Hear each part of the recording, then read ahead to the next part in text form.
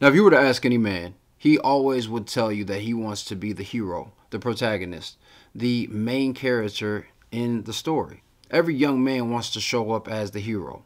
Well, some of you guys probably want to show up as the villain. That's another story for another day. But in order to show up as the hero, there are 4 roles that you need to play and that you need to show up as. And today, we're going to be talking all about them. So make sure that you stay close to the end so that you can see how all of those work together. What's up, all you solid storytellers? You know who it is, the Cat in the Hat, your resident fly guy, your chief architect, Michelangelo of StarArchitects.com, and welcome to A Dressing Room. Now, if this is your first time here, welcome. Here on this channel, I invite you to step inside of yourself, to try on some elements of self-awareness as well as styles to see how they fit you. And if they fit you well, I want you to step out and tell your story. And the best part is, you won't even have to say a word. So if that sounds like something you would be interested in, go ahead and hit that subscribe button as well as the notification bell so that way you can be notified each and every time new content comes out, which will be once a week. Now, when I've conveyed understanding these 4 roles to fellas, it's helped them not only develop their style, but it's also helped them really hone in on what they want to pursue in their careers, and then also how they want to show up in those spaces. But for the purposes of today's conversation, we're going to focus on what it means to be a king, a warrior, a lover, and a magician. And this comes from the book King, Warrior, Lover, Magician, The 4 Archetypes of Masculinity by Douglas Gillette and Robert L. Moore. So by the end of this video, you're going to have an understanding of how you can align yourself with your attire and these different archetypes so that you show up as the best version of yourself. So the first archetype that every man needs to embody is the king, right? Is to be a leader, is to stand on your square. And we've all heard, you know, fellas when we're on the block say, yo, I stand on my square, which essentially just means that he owns where he is, who he is, and how he's going to move and have his being. And the same thing should be true for you. Every man should have certain statutes, certain morals and principles that they are going to stand on and be unwavering with, because those are the things that you can rule. I could potentially try to lord or oppress somebody else, but in reality, that is not me ruling. That's not me leading. That is me trying to impose myself on somebody else. And nobody wants to be around that, interact with that, or grow with that. So when it comes to your own personal style, you should be able to rule your look. You should be able to rule your personal expression. And that comes from having an understanding of what you really want to say with it. So you should be able to have a concept, a self-concept for your style.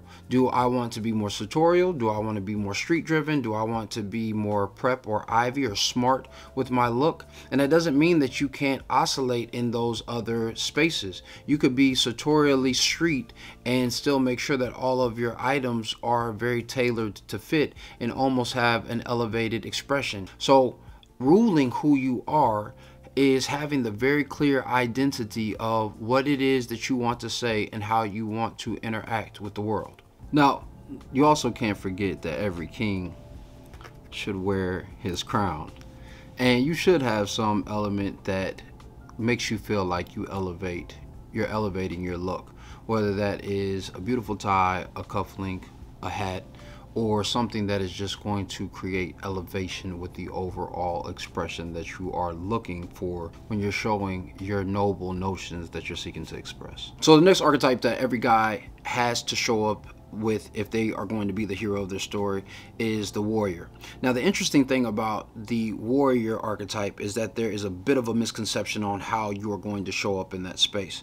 And this comes from my observation of people who have been in the military, especially if they have been in the special forces. They have taken lives, they have engaged in very violent conflicts, and yet and still, those are the people who are the least likely to want to start a fight or to engage in a fight when something comes up. And they in turn are trying to strategize on how they can de-escalate the situation or remove themselves from the situation when they are interacting with somebody who is trying to come at them violently. What I've started to understand is war is more about strategy. It's more about the science of how you are moving than it is about the violent combat. You know, that's why a lot of times when you hear boxers talk about boxing, they call it the sweet science, because it's just as much about being able to maneuver through a punch as it is about striking the other person. Well, the same thing is going to be true when it comes to your personal style. You want to strategize how you are going to show up when you need to be authoritative, when you need to engage somebody else, when you need to show up as an authority figure when you're moving through different scenes and scenarios to show your station, right? So when you're showing up in these different types of spaces, you're not just there to submit to what everybody else is saying. You're there to either be a rebuttal to what that perspective is, or to show up as a powerful position in that space as well, when you're showing that alignment with power. So the way that I do this through style is paying attention to how my garments fit, and then also the proportions and the coloring that I'm often using. So for me, I'll often throw on this blazer, which is one of my favorite blazers. You see them in a lot of my videos, which has a roped shoulder. It's a wider peak lapel, which is going to speak to more formality and often going to be more serious, especially when it is added with a tie. The deep red reddish undercolor can be associated with passion, but it can also be associated subtly with bloodshed, right? So I'm not one to be played with in those situations. And a lot of times I'll throw it on with this pink shirt, which still speaks to a bit of likability, and my blue tie, which means that I'm going to remain cool, calm, and collected in these given situations. Or I'll pair this with a white shirt and a gray tie, which means that I'm even killed, even though you're going to experience the passion that I have to express. So when you're getting dressed for a challenge, right, or you need to strategize, I want you to think about the different pieces that will come together that will create authority and power when you step out. So if you're picking up what I'm putting down, I want you to put 100 in the comments below and tell me if you've ever read King, Warrior, Lover, Magician. Doesn't seem like it's a common book, but it's definitely one that you should check out if you haven't read it already. So the next archetype that every man is going to have to play is one that they often are hesitant to acknowledge that they do because they don't want to come off soft. And that is the look of the lover. And a lot of guys believe that that means that they are going to have to be some mushy type of person. And that's not really what it's about in life or when it comes to your personal style. When it comes to life, it's really more about you having vulnerable moments with people who have earned your trust, who you can let your guard down with, and those tender moments. This is when we'll often see, you know, a guy who really meets somebody who we can call his best friend, interact with one another, and they are joking and funny and light and very, very connected. Or when a man has a baby girl, generally I'll see this a lot, where he's just the softest, most agreeable person in the world. She wants to have a tea party. He's the first guest, you know, there with all of her other dolls and those different types of situations. So in style, it's not necessarily about you throwing on a light pink, you know, shirt, although pink could be a very beneficial color for you in that space. It is more about you creating the different elements that are allowing you to connect with somebody else. So you want to just think about being light, both literally and figuratively. Maybe having slightly lighter colors, having lighter fabrics that are going to move with you. In the spring and summer, a linen is a great fabric to wear because it actually will wrinkle, which often will be reminiscent of bed sheets, or at least that's how I like to think about it. And in the fall and winter, maybe having something like a cashmere sweater on that's soft to the touch elicits closeness. It elicits somebody wanting to be next to you. And this also will show up in the types of scents and elements that you're going to wear in that space, because it allows a woman to be close to you in that regard as well. So the last archetype that every man is going to play if he's going to be the hero in his story is the magician. Now, while we most of the time think of magicians as illusionists or as people who are going to do things with a sleight of hand, he thought I was going to have like a flower or something pop up. I'm not a magician in those terms. But a magician is going to really be about transformation. He's really going to be about reinterpreting or recreating something. And we all have the opportunity to be magicians in our own life. when we're heroes, a lot of the times the magic is actually our ability to do things in a dressing room, to do things that are going to transform our lives with different practices, eating habits, working out, all these things that seem to magically happen overnight for us despite all of the hard work that we go through. This is when you hear people talk about overnight successes, but they've been grinding it out for 15, 20 years, and they just now are starting to hit it big or to be recognized for their talents.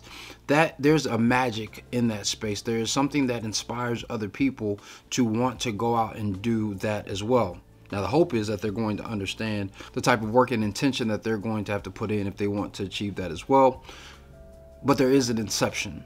Now when it comes to our personal style, the magician should be that one element that is going to be a slight deviation from what it is that you normally do.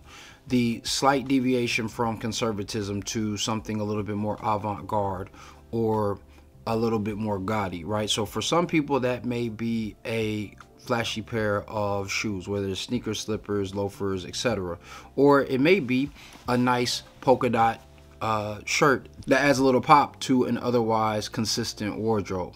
It's the little things that you can begin adding into your wardrobe that keeps your viewer, your audience, and the people that you interact with on edge, as if you're saying, you know me, but you don't necessarily know all aspects of me. And that will continue to keep people intrigued and fascinated, much like a magician does with his tricks. So I hope this fits you well, and make sure that you check out King Warrior Lover Magician, the book. It's a great book for you to really start to see some elements that you may be missing when creating your hero's journey. And as you step out of a dressing room, I hope that you have started to see why it's important for you to show up as a king, a warrior, a lover, and a magician with your style.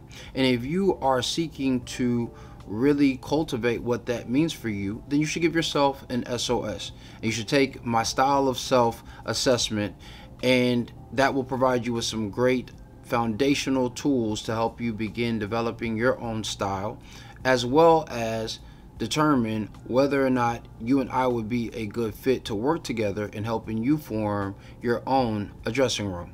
So make sure you check that out as well. Don't forget to like, comment, and subscribe. And above all, don't ever forget that dress is nothing more than the expression of a man's state of mind. So you, yes you, should always dress to address and express. I'll see you next time. Peace.